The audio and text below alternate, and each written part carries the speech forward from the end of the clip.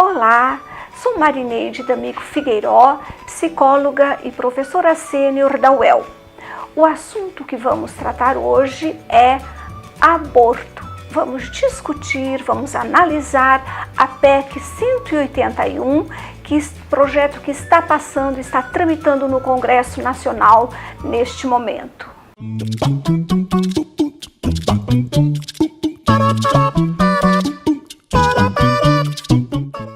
Aqui é um projeto que foi proposto no Congresso Nacional, a princípio para alterar a licença maternidade de mulheres que têm filhos prematuros, alterar a licença de 120 dias para 240 dias. Contudo, os deputados foram mexendo nessa proposta de projeto, foram mexendo, colocando alguns complementos e, infelizmente, esses complementos no projeto, eles, se aprovados, eles vão interferir na nossa lei brasileira sobre o aborto, que vejam, a lei do aborto no Brasil é de 1940, gente. Já é uma lei muito velha, muito superada, já tinha que ser revisto, é de 1940.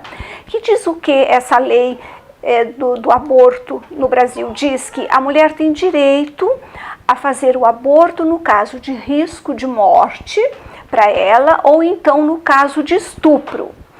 Apenas em 2012, abril de 2012, é que mais um permissivo foi incluído na lei, que é o direito da mulher fazer aborto no caso de feto anencéfalo. Veja bem, é o direito, nenhuma mulher é obrigada, no caso de ter feto com anencefalia, de abortar. Não, quem quiser, quem tem o filho e optar, escolher por interromper, tem o direito. Então veja, nossa lei até hoje, ela permite em 3 casos, recordando, risco de morte para a mulher, situação de estupro e caso de anencefalia.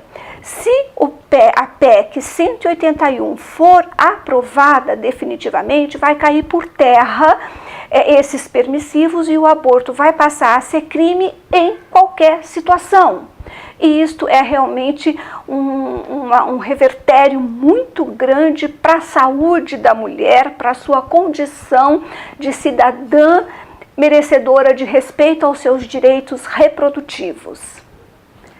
Para pensarmos a questão do aborto, das leis do aborto no Brasil, é importantíssimo que você saiba que, desde a Conferência Internacional sobre a Mulher, que aconteceu em 1995 em Beijing, na China, desde essa conferência na qual o Brasil participou da conferência e vários outros países, teve como conclusão, como resultado apresentado, um relatório final apresentado, que o aborto é uma questão de saúde pública. E que os países, entre eles o Brasil, teriam o compromisso de rever as suas leis repressivas em relação ao aborto. O Brasil assinou o compromisso nessa conferência em Beijing em 1995 para rever sua lei e até hoje não fez essa revisão, só acrescentou um permissivo, como eu falei, de 2012, que é da anencefalia. Então, vejam que importante, foi nesta conferência que foi afirmado e concluído num relatório assinado também pelo Brasil, como já falei, que foi afirmado que aborto é uma questão de saúde pública. O que significa isto? Significa que, por conta do aborto inseguro, clandestino, que as mulheres em países com leis restritivas acabam recorrendo aos abortos clandestinos, elas colocam a sua vida em risco, como nós vimos em poucos anos recentes, vários casos de mulheres que apresentou muito na mídia, que morreram, que foram fazer aborto pago e acabaram perdendo as suas vidas, mães de família inclusive, Então, é uma questão de saúde pública, porque a mulher, no seu desespero de se ver grávida num momento em que, por N razões que são próprias a ela não percebe que não pode levar adiante por razões que lhe são próprias. então acaba colocando a vida em risco, porque não tem condições no país dela fazer com segurança o que seria um direito dela, certo? Então é uma questão de saúde pública também, por quê?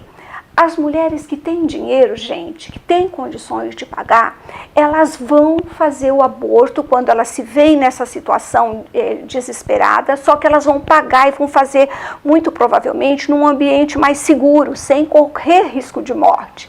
Então, quem que paga mais o pato, digamos assim, são as mulheres pobres e negras, que com menos condições de procurar um lugar mais seguro, vão realmente colocar sua vida em risco e usar meios clandestinos inseguros, sem asepsia e correndo realmente risco de morte. Então é uma questão de saúde pública, porque o número de mortes de mulheres com menos condições de vida cada vez mais é altíssimo.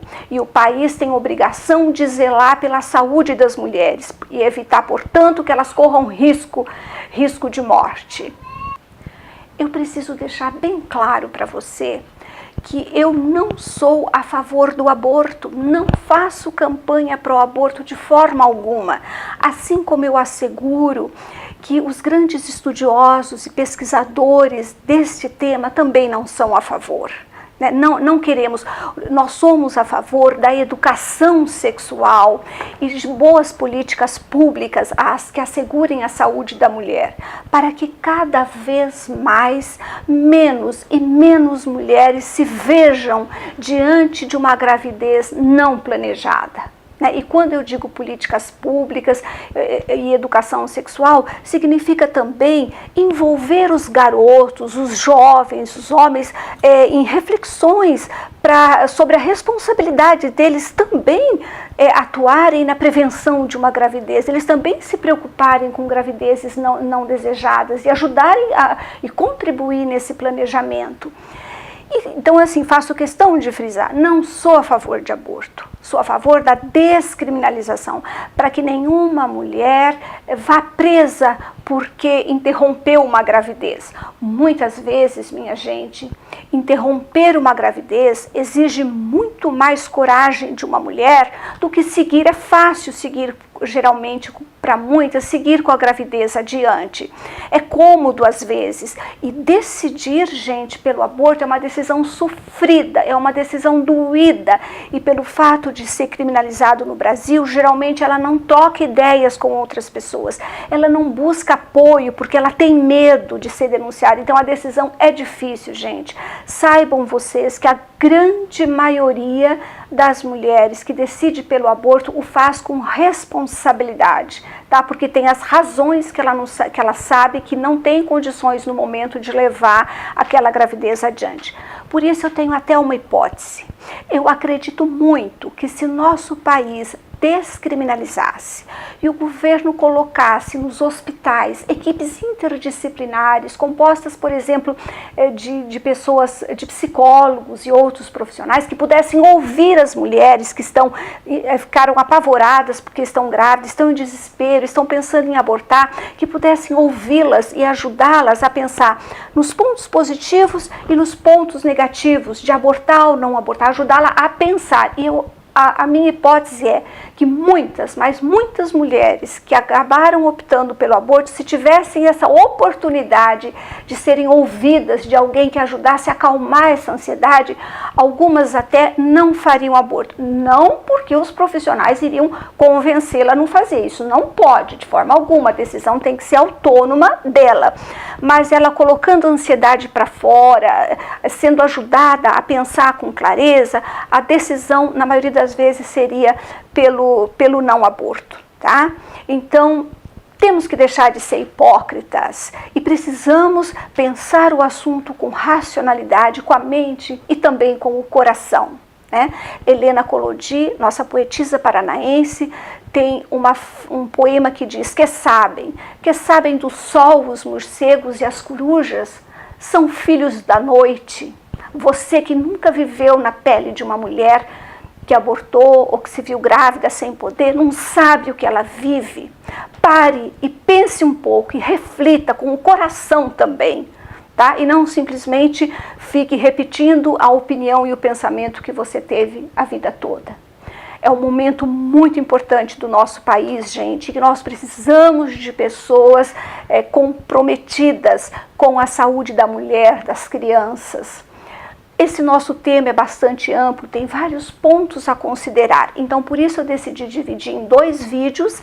Este é a primeira parte e na segunda parte esteja comigo que eu vou apontar outros elementos para a gente compreender mais profundamente por que é importante lutar pelo direito da descriminalização e, portanto, pela reprovação da PEC 181. Obrigada. Se você gostou do nosso vídeo, peço que curta, compartilhe com outros amigos para que mais pessoas estejam envolvidas nesta reflexão importantíssima. Muito obrigada!